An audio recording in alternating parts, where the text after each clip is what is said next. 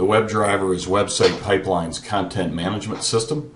It's our control panel that allows you to add, edit, modify, view, and delete any piece of data or information in the website. This is a shot of the WebDriver.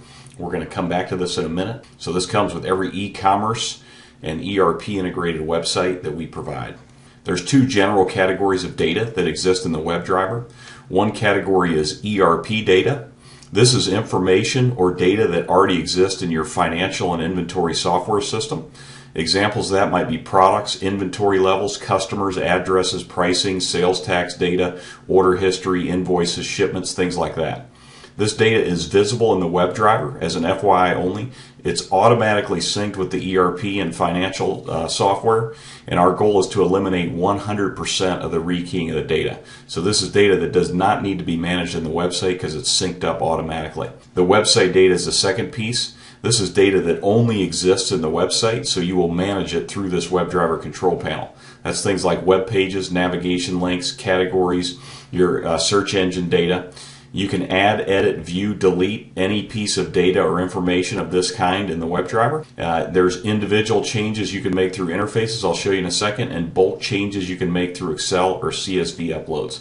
So let's go through the WebDriver. This is an example of a manage orders view, just to show you can actually view the orders before they go into the ERP, and you can actually see status updates as the sync tool is communicating back and importing data into the ERP system.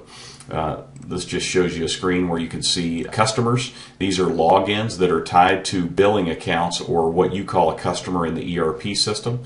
This is an example screen of how you can add a customer. So there's two ways to add data or update data in the WebDriver control panel. The first one is through onesie, twosie, one record at a time through interfaces much like this. This is just an example of adding a user. The second one is in bulk through Excel uploads, where you go to a bulk import or export screen, pick on the table that you want to import data to, grab a file off your hard drive.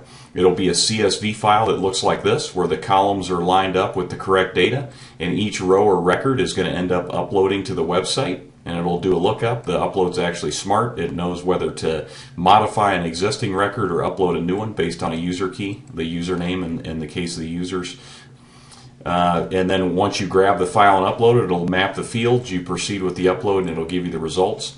This is an example of web pages. You can add and manage as many web pages as you want. These are just general content pages, and you've got a simple WYSIWYG style editor and complete control of search engine settings. You can manage link sets. You can drag and drop links around, as you're seeing, indent links at will. These are shipping methods, just an example. So part of the data is just initial setup, and you might manage from time to time.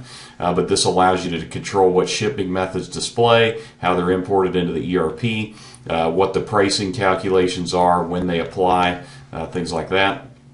Then there's a bunch of data that's kind of diagnostics or analytics data, like keyword search logging, things like contact us submissions, favorites lists that your customers are creating and managing and what products are on them, email a friend requests. You can also upload images and files like PDFs or images that can be used in any other part of the whole content management system on products, categories, web pages, things like that.